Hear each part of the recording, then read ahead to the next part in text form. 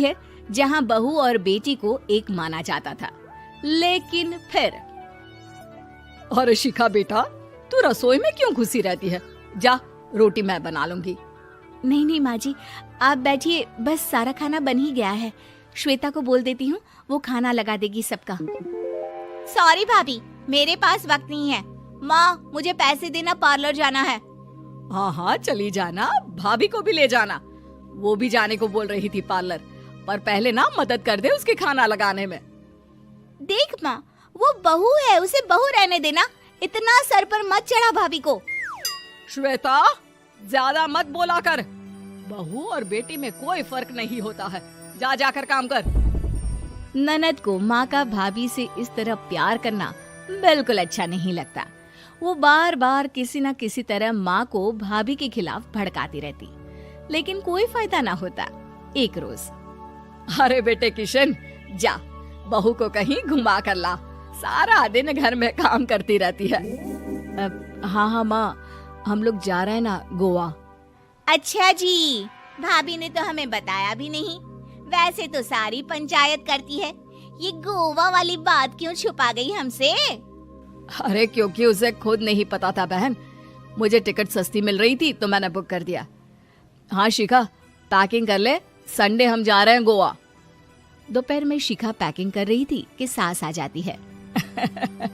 ये क्या बहू, साड़ियाँ? अरे गोवा जा रही है घूमने या फिर शादी में मायके हैं? माँ जी, ऐसा कुछ है ही नहीं, समझ में नहीं आ रहा क्या रखूं कपड़े में। अरे तेरी और श्वेता की साइज तो एक ही है। उसके कुछ मॉडर्न कपड़े ले ले, आकर लौटा देना। हाँ माँ जी, ये ठीक रहेगा। शिखा श्वेता के पास जाती है और उससे कपड़े मांगती है।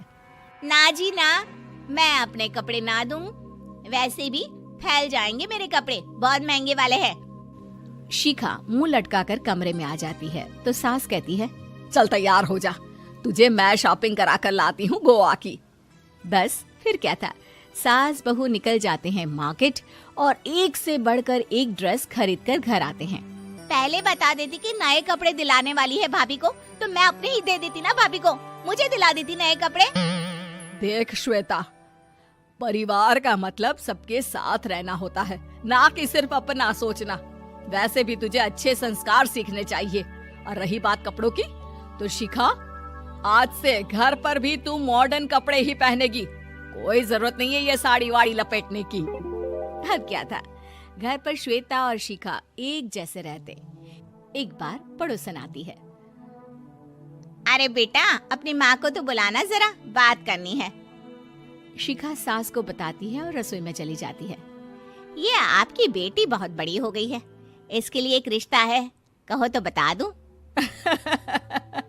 ये बेटी नहीं बहू है, घर में सब एक जैसा ही रहता है। वैसे मेरी बेटी भी बड़ी हो गई है, कोई रिश्ता हो तो जरूर बताना। पड़ोसन रिश्ता लेकर उन लोगों के घर आती है। तब श्वेता की होने वाली सास कहती है, तो ये घर है, कितने मंजिल का है? और ये बहू ने आपकी क्या पहन रखा है, जीन्स टॉप? अरे भाई, साड़ी वाड़ी नहीं है क्या इसके पास? देखिए, सर्दी है तो साड़ी में बहू कैसे मैनेज करती, वैसे पहनती है साड़ी भी। देखिए, हम लोग ठहरे पैसे वाले लोग, कोई कमी नहीं है हम लोगों के पास पैसों की, बहुत पैसे हैं, जमीन, नौकर चाकर, कार, सब कुछ है, लेकिन घर में संस्कारी बहू चाहिए। समझ रही हैं ना आप? सास कुछ कहती कि श्वेता बोल पड़ती है, हाय रे, नौकर चाकर से लेकर जमीन, कार, पैसा, हाँ हाँ, मुझे रिश्ता मंजूर है मुझे। अरे रुक जा श्वेता, मैं बात कर रही हूँ ना। देखिए, हम लोगों के घर इतनी आजादी नहीं मिलेगी। अरे हाँ कर देना माँ, हाँ कर दे जल्दी से। सास क्या करती, बेटी की शादी ऐसे घर में कर देती है जहाँ ना उनके विचार मिलते हैं और ना ही आचार।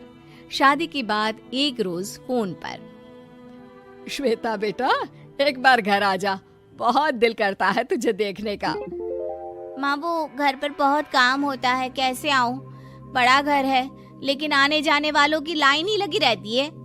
बेटा, मैं तो जानती थी उस घर का हाल, लेकिन तू ही नहीं मान रही थी।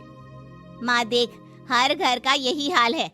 तेरी बेटी को यहाँ घूंघट हटाने की परमिशन नहीं है और एक तरफ भाभी स्कर्ट पहनकर घूम रही है।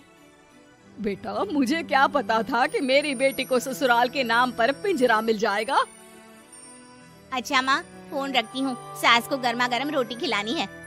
तुम लोगों की तरह नहीं कि एक रोटी बनाओ, एक सब्जी बनाओ, फिर सारा दिन फ्री होकर घूमो। सास फोन तो रख देती है, लेकिन सोच में पड़ जाती है कि एक तरफ बेटी जिसे कोई आजादी नहीं, वहीं दूसरी तरफ बहू जिसे देखकर लगता ही नहीं कि उसकी शादी भी हुई है। अगले रोज। शिखा, अरे ओ शिखा। हाँ माँ, क्या हुआ? कुछ चाहिए आपको? मैं जिम जा रही थी। जिम के कपड़ों में बहू को देखकर सास को घूंघट में अपनी बेटी का ख्याल आता है। देख बहू, घर में बहू की तरह रहा कर। इतने टाइट कपड़े पहनकर जिम जाना पसंद नहीं मुझे। जा जाकर रोटी बना। रोटी? माँ, अभी तो शाम के 6 बजे हैं, इस वक्त रोटी? अब क्या मेरे खाने पीने पर भी पहरा है? अरे जब मर्जी तब मैं अपने घर में खा भी नहीं सकती क्या? बहू को अजीब लगता है। वो समझ नहीं पाती कि जो सास कल तक इतनी सपोर्टिव थी, उन्हें अचानक से क्या हो गया। वो किचन में जाती है, गरम रोटी के साथ 2 तरह की सब्जी, रायता, सलाद सब लेकर सास के पास आती है। माँ जी, खाना। इतना सारा खाना? राक्षस समझा है क्या मुझे? रोटी मांगी थी मैंने गर्मा गर्म बस। पर माँ जी, रोटी खाती किससे आप? सब्जी तो बनानी थी ना। अरे भूख मर गई मेरी तेरी बहस से। जा जाकर काम कर, अंदर पूरी रसोई साफ कर। बहू अंदर चली जाती है। थोड़ी देर में श्वेता घर आती है। अरे शिखा, जल्दी से चाय ला, पकवान बना, मेरी बेटी आई है। अरे नहीं नहीं माँ, ड्राइवर बाहर खड़ा है। मैं तो घर का कोई सामान खरीदने के बहाने यहाँ आ गई हूँ, मुझे जाना होगा। अरे बेटा, पर कितने दिनों बाद देख रही हूँ तुझे। रहने आ जाना 2-4 दिन के लिए।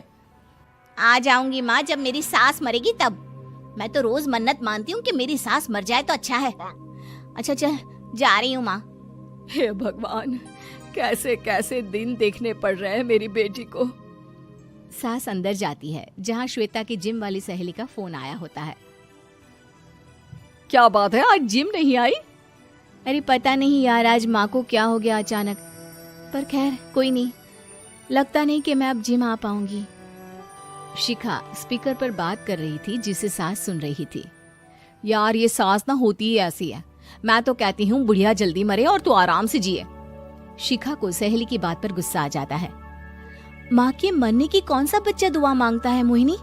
आगे से ऐसी बात मेरे सामने मत करना। हमारे घर की शोभा ही माँ है। क्या हुआ जो थोड़ी सख्ती दिखा रही है? उसमें भी कोई ना कोई उनकी भलाई ही होगी। मैं तो कहती हूँ भगवान मेरे जैसी सास सबको दे, जो सिर्फ माँ की तरह है। सास वाली तो कोई बात ही नहीं है उनमें। सास ये बात सुन रही थी। उनकी आंख में आंसू आ जाते हैं कि क्यों वो बेटी की किस्मत में बहू को भी भागीदार बना रही थी। शिखा, अरे ओ शिखा, क्या हो गया? जिम नहीं जाना क्या?